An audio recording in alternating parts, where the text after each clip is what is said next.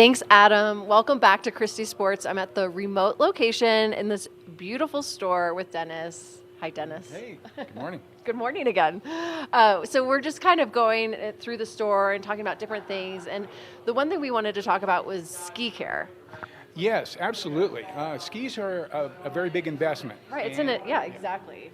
And a lot of folks, unfortunately, don't take care of their big investment. You know, when you're done skiing, your skis are wet with snow on them. You toss them in the back of your car and leave them there for a week, or you just take them inside and throw them in the garage without really taking care of them. Exactly. I'm very guilty of that. Okay, well, we'll have to change that too, Okay. for sure. A lot of changes this morning. Yes. A lot of folks bring in skis for tuning, and one of the worst problems we usually see are rust spots on the edges, and that's from not caring for your skis after the last use. So what's nice is you have products that you can actually, it's not rocket science here. You can easily apply to the ski. Absolutely. So what I use is just kind of a paste wax between skis. When I'm done for the day, I will take my skis inside, wipe them down, make sure they're dry and warm, and then I take a paste wax that has a little sponge and take it out, and I put just kind of a fine coat of this wax all over the base of it, and then I'll just grab a basic rag and wipe it off afterwards. Okay, that's easy. That's real simple, and it does a couple of things. Number one, it adds just a very light coat of wax for your next time out, but it also protects the base and protects the edges from getting rust. So this is after a ski day, you'll do that? After every ski day, I do that on my skis. And also, I even put it on my top sheet sometimes just to protect it a little bit more, and it also helps the snow slide off of the top sheet just a little bit better. So great. A couple different kind of paste wax. I mean, there's several different kinds, and any one of them works. You can get different kind of applicators, the foam with the liquid in it, or the paste that you squeeze on. It works all the same way. Just apply a light coat, wipe it off with a rag, and your skis are set. So what about these other tools that you have?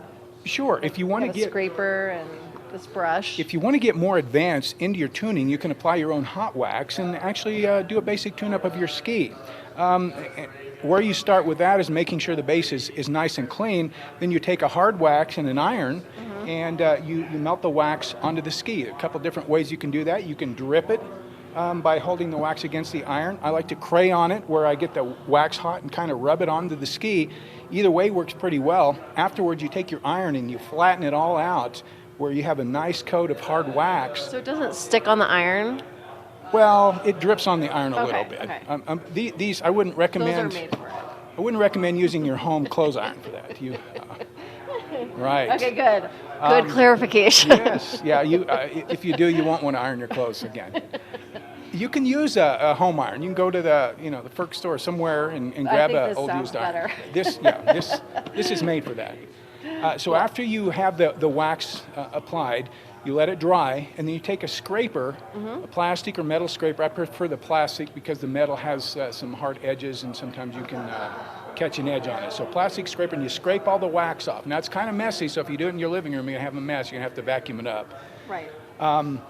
But after you scrape it, I usually take a brush and I will brush it down. And then a lot of times I will take a couple of buffing pads and kind of buff it off so it's nice and smooth.